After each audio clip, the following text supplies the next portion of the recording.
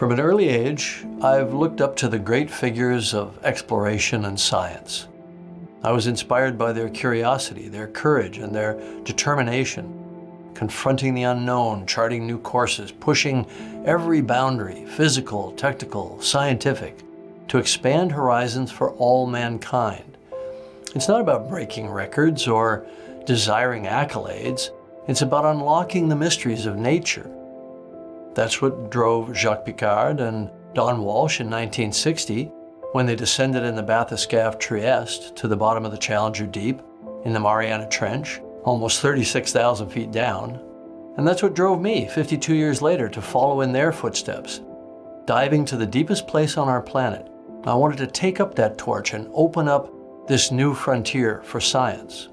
It took us 7 years to design, build, and test the Deep Sea Challenger, our exploration, submersible, and science platform. When you face a pressure of 8 tons per square inch, you metaphorically apply that same kind of pressure to yourself. But it's a positive pressure. It's one that fuels creativity and ingenuity and what I like to call group genius. This is our team of bold, brilliant, and unconventional individuals who worked tirelessly to achieve what we did. However crazy it might have seemed, I was compelled to dive down into some of the deepest ocean trenches in the world, because there's no true discovery without some measure of risk. But as explorers, we weigh those risks against the skill and intelligence of our team, and against the benefit to science. What I remember down there most vividly is the moment right after touchdown in the Challenger Deep, the deepest place on the planet. That feeling of absolute loneliness in this immense, barren, almost lunar landscape. I paused from my busy checklist just to take that in, to bear witness, as one tiny individual in all that ancient and unknown vastness that had never been seen before directly by human eyes. When I surfaced from my dive, almost 7 miles down, and the hatch opened, the first person I saw was Don Walsh. He welcomed me back from that amazing ride, one that he had experienced himself half a century before me. It was both moving and symbolic. It was not only a celebration of what we both had done half a century apart, it was a celebration of all the pioneers that came before us and all those who will come after. It was a celebration of that perpetual human spirit of exploration. And during the past 10 years, I've witnessed a growing number of expeditions and research projects conducted by the next generation of scientists who strive to know our world better, to understand more intimately and accurately how life originated and how we can sustain it. A global conscience has finally emerged that we need to cherish and protect this planet, our home. And you can't preserve what you don't understand. This is what my Rolex watch reminds me of whenever I look at it. That drive to explore, to understand and protect. It also reminds me of another watch, a bigger, more pressure-tolerant watch inspired by this one, a prototype that Rolex engineers created in an insanely short period of time to accompany me on my solo dive to the Challenger Deep. It took every bit of their creative energy, experience, and craftsmanship to design and engineer it from scratch in less than 8 weeks. And there it was, on the wrist of the sub's manipulator arm, ticking away happily 7 miles down. Oh, I see the second hand going. Yeah, baby, we are good. We have us a working watch. That prototype watch was a technological wonder, an homage to our pioneering spirit, a symbol of perseverance, and a proof that human genius is boundless. But it's not individual genius that propels us into the future.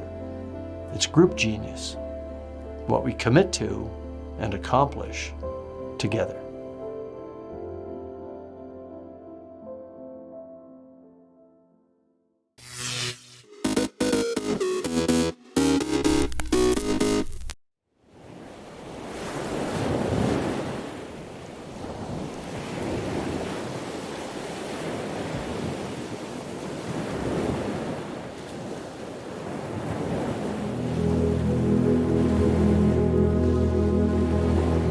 When I'm in the oceans, I feel so happy because I'll be surfing with my friends.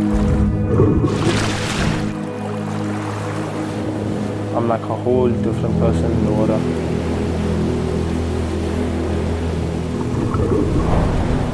A sense of joy, you feel free. Everything goes all right when you enter the water.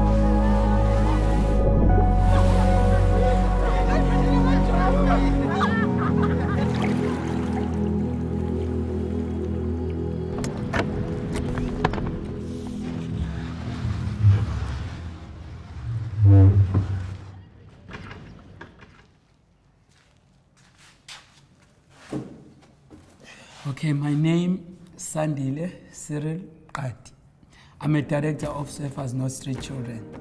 I was born place called Umzumbi, south of Durban. Yeah, during apartheid days, it was difficult for us because even when you walk to the beach those days, you're not allowed to surf on the other side. If you walk there, that dog will bite you. They used to have dogs.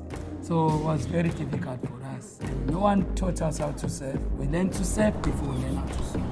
Now it totally changed because that thing, it looked like it never happened before. And every kid is welcome to do whatever he wants these days. So, yeah, it's amazing.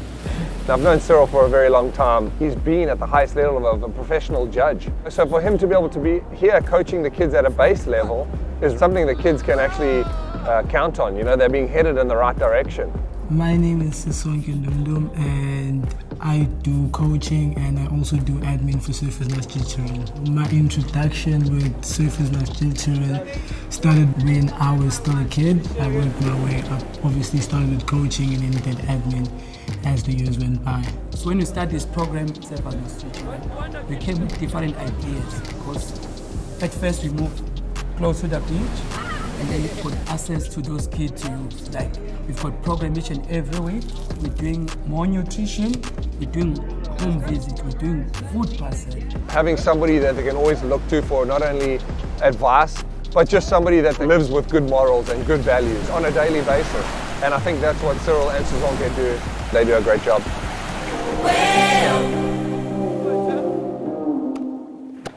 I'm Slindile Ngema. I'm a social worker at Surfers Not Street Children. And Tekizoma Kapela. I'm the administrative at Surfers Not Street Children. We started out with a few girls, but with Lee's motivation and keeping it, our social worker, we have more girls now. You know, they even have like sleepovers, bonding sessions and stuff. Not that we are neglecting the boys. But, you know, the girls, they are much more fragile. They need a little bit of tender care. Before we used to have maybe 1 or 2 girls learn to surf. If a girl doesn't have something to eat or doesn't have anywhere to go, obviously if you're hungry, you're just going to agree to anything you have to agree to. Surfing at the girls, it's really nice. Sometimes you get to teach them, sometimes I get to teach you. Whenever I'm like not in a good place, I always opt to surfing because it calms me down, makes me feel better. If you want to build a trust to these kids, show them love, bring that smile. Just be patient and then don't try to criticize what they're doing. So you have to be very polite to these kids because you don't know how much challenges they're facing in their lives. So today we're doing outreach. This is where we see our boys. Most of them, they're doing surfing and they're always there on the beach. Sometimes we bring those markers in and then we start to talk about surfing. And then while they're sniffing glue, like, hey guys, let's go and try this because you saw guys, they said, have you seen that guy on the beach yesterday?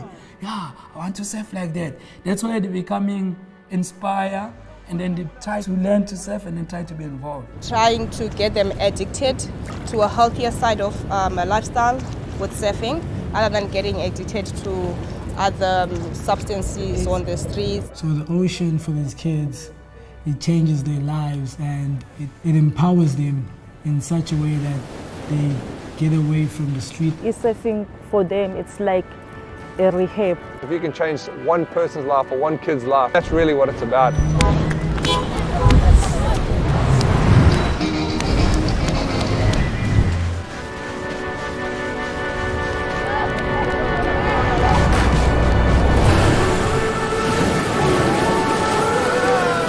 Surfers Not Street Children has brought many of us together as a family. It teaches me to be a better person. You're not to surf, you're not to swim.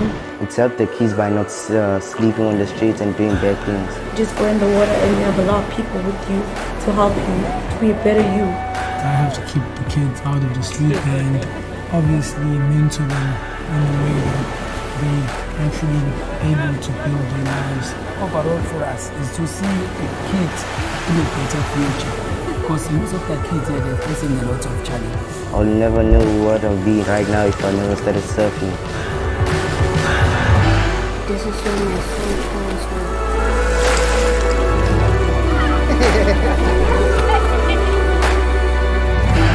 I was a child of the street.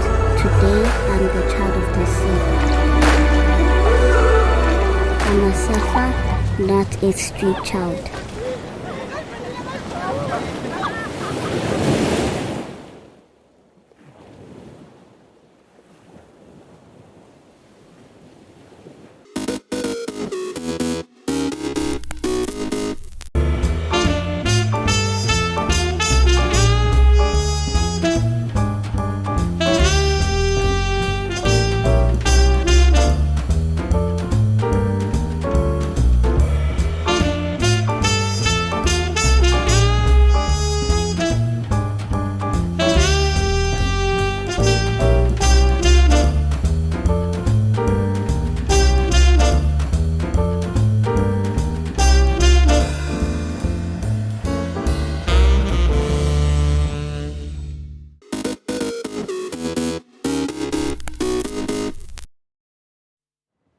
What does the Drakensberg mean to me? Well, in a word, it's widescreen. It's a cinematic landscape. It stretches from horizon to horizon. It's just huge. The mountains here are very distinctive. Their jagged peaks just pierce the horizon, and instantly you know you're in the Drakensberg because no other mountains in the world look like this. Everywhere you look, there's a great shot. The plant and animal life is amazing. I've just been stunned by the variety of birds, and there's such a sense of tranquility. It's just beautiful. The landscape seems untouched, but you look and there's rock art everywhere. It really makes me feel connected to the people who have lived here thousands and thousands of years before. But I think it's those wide open skies of the Drakensberg that will stay with me. That's what I'm going to remember.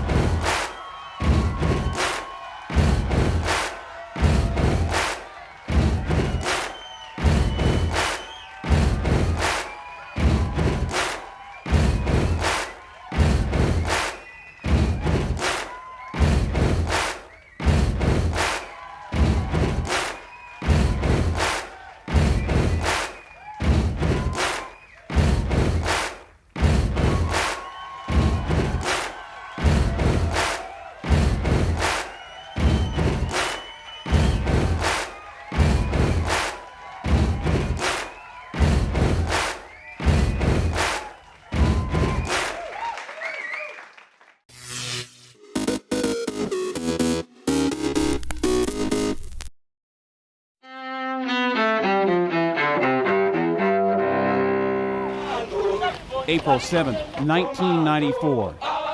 Civil war erupts in Rwanda, a day after its leader and the president of Burundi are killed in a mysterious plane crash.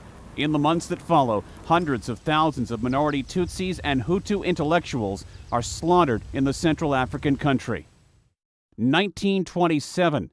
An audience in New York witnesses the first successful long-distance demonstration of television in the United States. They see Commerce Secretary and future President Herbert Hoover in images transmitted via telephone lines from Washington. 1947.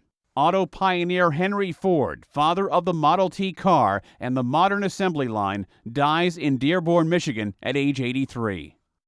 1949. I'm gonna wash that man right out of my hair and send him on his way. In New York, the Rodgers and Hammerstein musical South Pacific, starring Mary Martin, opens on Broadway.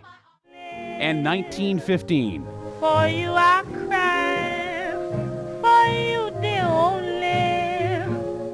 Billie Holiday, Lady Day, one of the great jazz and blues singers of all time, is born in Philadelphia. Today in history, April 7th. Ed Donahue, The Associated Press.